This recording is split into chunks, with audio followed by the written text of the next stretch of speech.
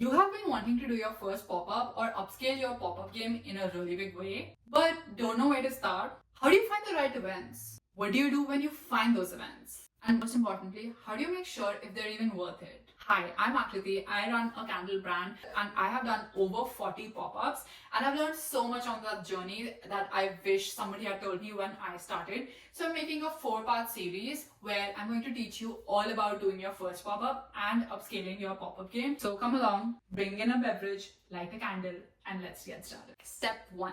How to find the right pop-ups. So let me tell you the story of my first pop-up and how I got it. It was actually an accident, and a very big hospital chain near my house was actually hosting a vendor event for their patients and their doctors and things like that, just to liven up the mood a little bit in their space.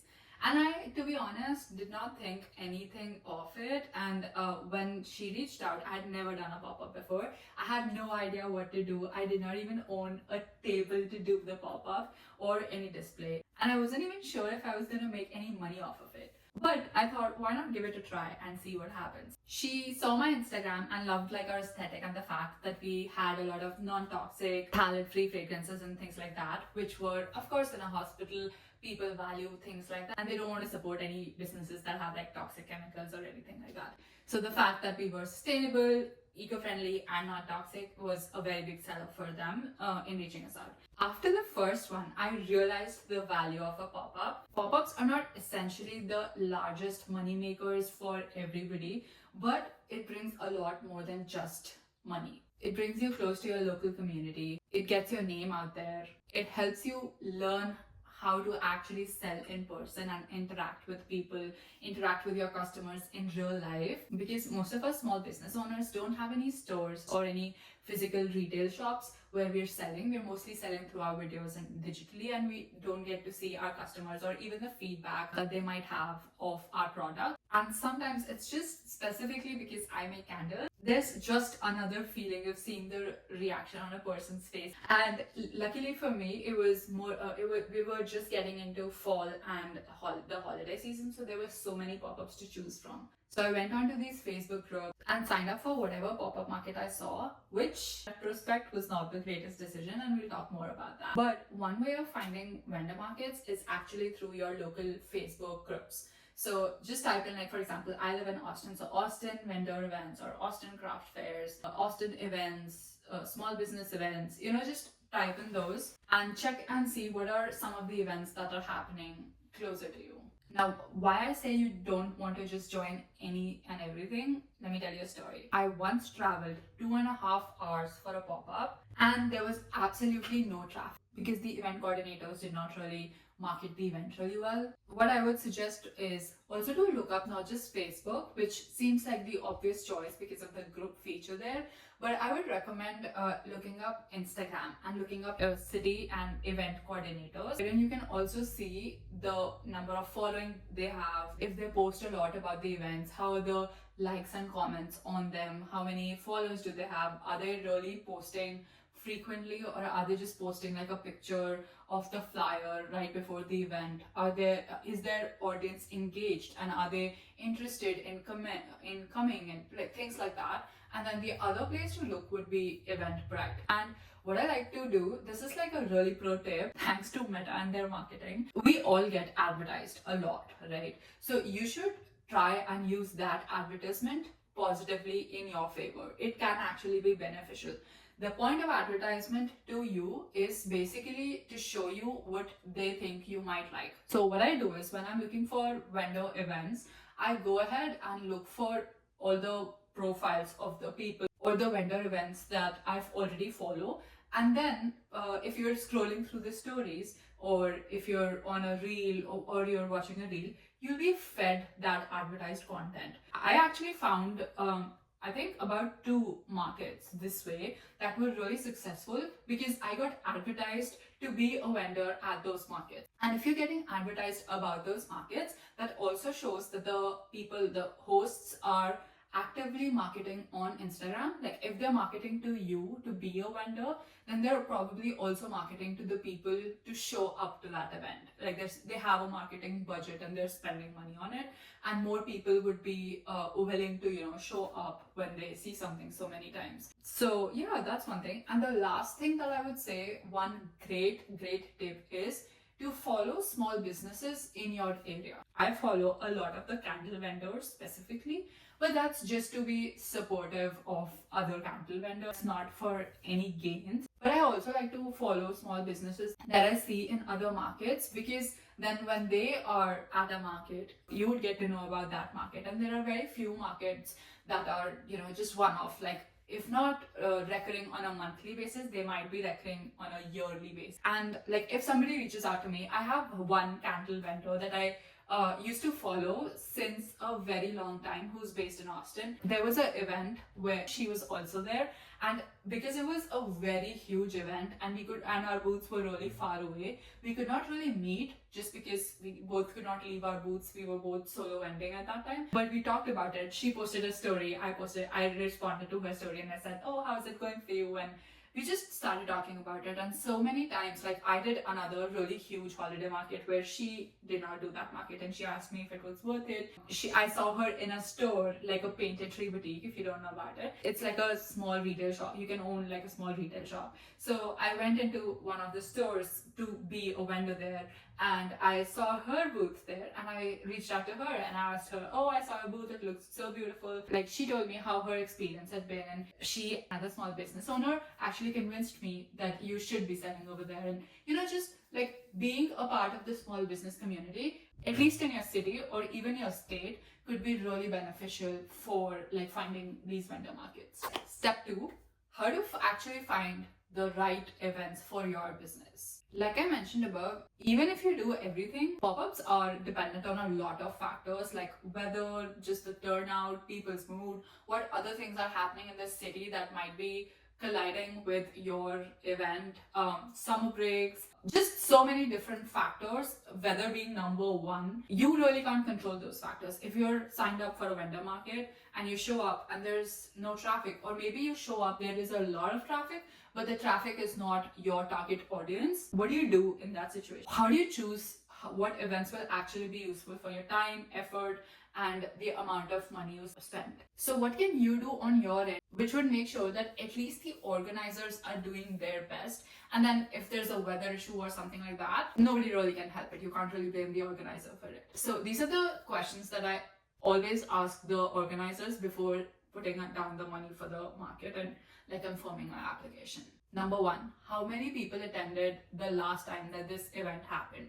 So it could be last year, it could be last month, I don't care. But I want to know how many people were they able to pull for this event last time. Because I sell candles and candles are pretty common, I always ask how many other candle vendors are. With candles or soaps, jewelry, plushies, things like that, it's very rare that you're going to be the only vendor at a market. I'm not afraid of having other candle vendors. I encourage that. I'm very confident in my product and my demographic. And I've realized that even if there are like 2 other candle vendors at a market, my demographic would come to me and get attracted to me. And every candle company has a different demographic. It could just be a candle. But I have realized at this point, after doing like 40 markets, that there's a very specific demographic that I cater to, and they are almost always, like I wouldn't say 100% of the time, but almost always more drawn to my booth than the rest of them, which to me is a win. But what I like to know is, if it's a fall and holiday market, and if I am the only candle vendor, then without a doubt, I'm entering that. Or if I'm the only candle vendor that's signed up, or if they say that they offer exclusivity and they would not have any other candle vendor there, without a doubt, 100%, I'm signing up for that event. The reason for that is candles are a product which can cater to a lot of people.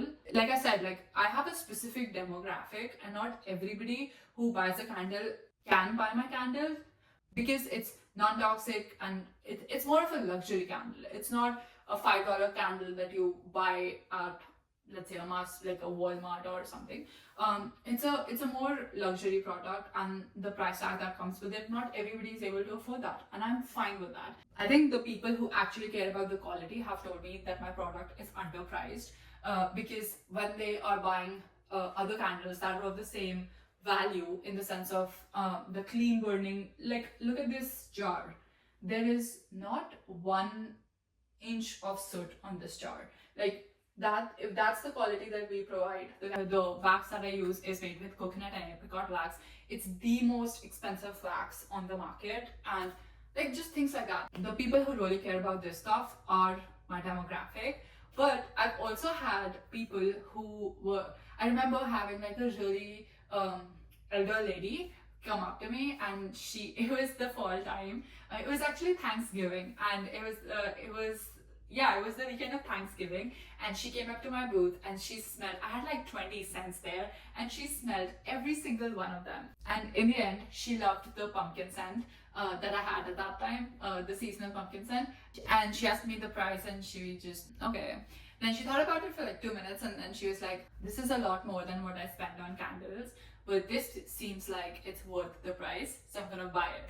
And it's gonna be my treat, my gift to myself for Thanksgiving. And I was like, oh, that's so cute. That's like, so you need to be sure that your brand and your aesthetic is something that attracts a specific demographic in a market where there are a lot of other candle vendors. But if you're the only one, candles are a product that everybody can buy. Usually, if it is a large market and the organizers are pretty experienced and well researched, they would also provide you with the demographic information.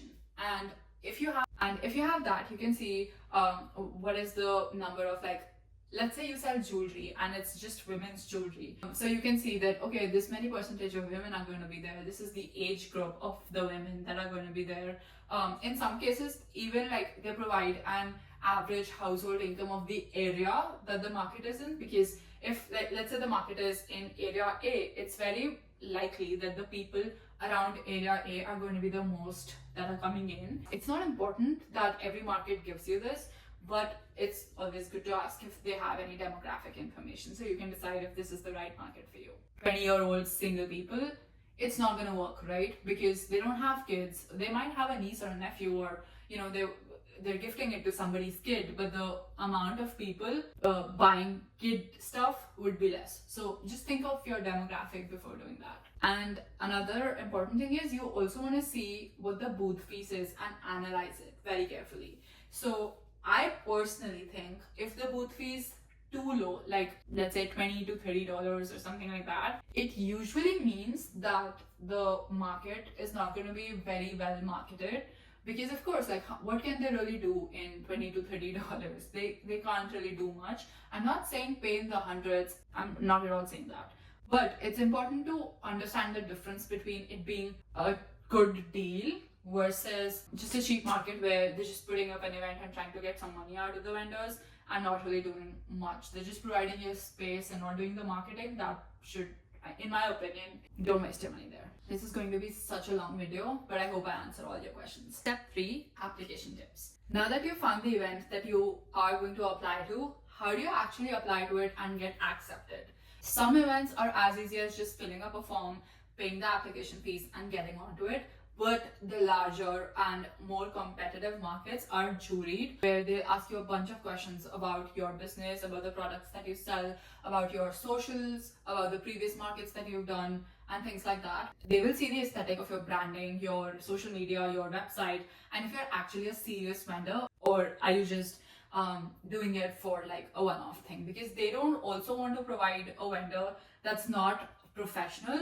And of course, if you're doing the first pop-up, you might not have like a booth setup picture, but every single time that you do a pop-up, remember to take a video or a picture of your booth, so that in the coming vendor applications, if they ever ask you, and they ask you very often to provide pictures of your booth, of your previous booths and stuff, you can always have that picture and send it to them and show them your aesthetic. And if that matches or with their market's vibe, I think that will work out for both the market organizers and you. So I don't think you should see it in a bad way, because like, let's say I saw a lot of, like, during Halloween, I saw a lot of witchy markets, like witch themed markets. Even if there were hundreds of people there, that's not my demographic, and I'm not going to be useful there. So I did not apply to those markets, but if I did, and if it was like a juried event, I would want the organizers to cancel me, because one, I'm taking up somebody else's space who could probably, like, for example, let's say there's another candle vendor who does crystals and stuff in the candles and things like that. They would be a better fit at that market. So I'm not just ruining my sales, but I'm ruining someone else's possibility of getting a sale and a spot in the market. Because of course they can't have just like 10 candle vendors, right? Step 4, and the thing that you guys have been waiting for, the must-have inventory checklist, and what you should be bringing and how should you be preparing for the market. In most cases, you would be required to bring everything, including a tent, tables or whatever displays you're using for your product, and chairs and everything that you need to build your booth. In the next video that's going to be coming up, the part 2 of the series, I'm going to be talking about how to make like a beautiful booth. So if you're interested in getting that information as well, subscribe below so that you would be notified when that video comes out. Second thing you would need is a card reader. I think in today's day and age, most people use cards. There are like out of 10, probably I have once or twice you use cards or Apple Pay or Venmo, something like that. So if it's Venmo, have a Venmo set up. It's very helpful in situations where if your card reader is not working for whatever reason. Most people have Venmo, Cash App, Zelle, something or the other. So I am enrolled in every single one of them, so that in case if there's ever a chance, there could be anything, you know, the network's not working, the card's not swiping, whatever, you always want to have a backup. So in my backup is like Cash App, Zelle, Venmo, I have all of those. But my primary mode of payment is through card and Apple Pay. I just use a $10 reader from Square, and I think that's the best, most efficient card reader ever. Like, it's not the best, you can have like a POS system which is very fancy and things like that, but for the price it's $10, guys, and it has paid off. Like, literally it takes all my money, so it has paid off like a million times over, and now I'm planning to upgrade that. It's not the best product, but it's been working for me for like the past 40 pop-ups. So in the initial days when you don't want to spend a lot of money on it, I think that's great. And the best part about that is, like, with the Square app, the swiping is not working for whatever reason, you can always ask for Apple Pay, or you can use the card. Like, if the card has tap feature, you can just tap it on your phone, and that is like mind-blowing. So many people tell me like, wow, technology is great and we can do this now and things like that. So even more than like that reader thing, I think the Square app has that great feature. Number 3, I'm telling you this from experience. If you're doing an outdoor market, invest in some weights. When I say this, I don't know if you can see the tears that are rolling down, but the reason for that is, in the initial period, I did not think it was important, and for the longest time I did not need them when I was back in Seattle, because it was like, it would rain or it would be sunny or whatever, it would be gloomy, but it was not as windy. But since I've come to Austin, there have been 2 events where my tent was flying or my stuff is flying, and like, my candles are heavy, so if I have the candles here, they won't fly off, but I saw so many people whose like products were flying, because Austin is very windy. One of those events where I did not have the weights, me and my husband set up the entire tent, put down the tables, put on the, what are those called? The tablecloths and everything. There was a gush of wind. All the tables went flying. I had a plant that broke. My entire white tablecloth, because like my aesthetic is quite white so that my products shine, whatever. But my entire white tablecloth was so dirty, and I was just so annoyed because I could not get the tent up. And then somehow my husband found some weights from somebody and we were okay. But in the next event, I did not learn from that. In the next event, I thought, oh, it's not going to be a windy day. But we reached there and it was on a lake. Okay, so it was lakeside. It was not a windy day outside my house, but it was a very windy day when we were right beside a lake. So we get there.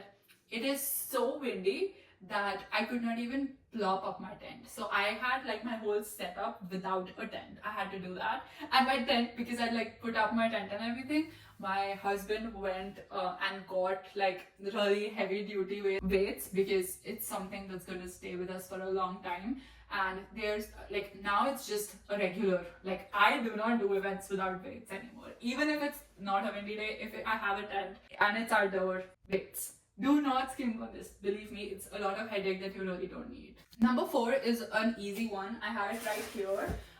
It's a banner. So I don't think it's the most essential thing when you're first starting out, but I got mine. This is actually a new one and a more updated one. And so a lot of the times when somebody comes and like looks and they don't want to buy it like right then, they just scan the QR code and they're good to go.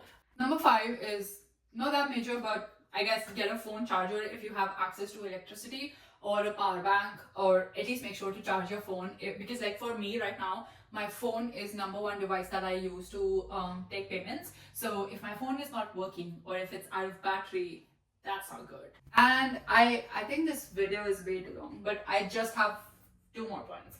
Snacks. Bring snacks with you and bring a beverage with you. Like if it's the winter, bring a hot beverage with you. If it's the summer, bring a soda or something cold with you, because if you're standing out in the heat, you're going to be like dehydrated. Always bring water with you. No event is like very short. It would at least be 4 hours long to like 6, 8, 10. Bring snacks, because sometimes what happens is maybe your booth is really busy, or maybe if you're solo vending, the food vendors are on the opposite side. Anything could happen. And the last would be to just get a chair for yourself, so that if it's a slower time, you can just rest your legs for 2 minutes. If you're like me, who does not sit all the time, or maybe you could sit all the time if that's what you like, but that's up to you. But get a chair, because you don't want to be standing all the time and your legs are hurting. I have also linked a very exhaustive list of all of the things that I mentioned, plus added a few more, and it's in the link below. It's totally free to get. I'm not going to be charging you for that information. I will try to have it in a way so that you can just enter your email ID and it goes straight to your mailbox, so that you don't need to scurry for it later on when you're actually looking for doing your first pop-up. And I don't want to cause you more trouble, so I'll try. I haven't done this before, but I'll try to link it in a way where it goes directly to your email. I also have put in like check boxes, so if you want to print it out and just check them off, or maybe you can download that and get it onto your iPad or whatever, and then just check them off, because we all know the dopamine hit when you check things off. So it is going to be a list of everything that you need for your first pop-up. So like from the card reader to your displays to a lot of the other things that I did not really mention, because otherwise this video would have been like 20,000 hours long. I think it's already 10,000 hours long. Anyway, I hope you enjoyed this video, and if you would like to see the rest of the parts that are coming up, please consider subscribing, because it's going to be value packed, the 4-step series that I have. And I also plan to do a lot of behind the scenes vlogs and things like that. So if you're interested in following my journey, please subscribe if you like the video, and if you really thought that it was useful to you and it gave you any knowledge, please like it as well. It really helps me out, and I will see you in the next one. Bye bye.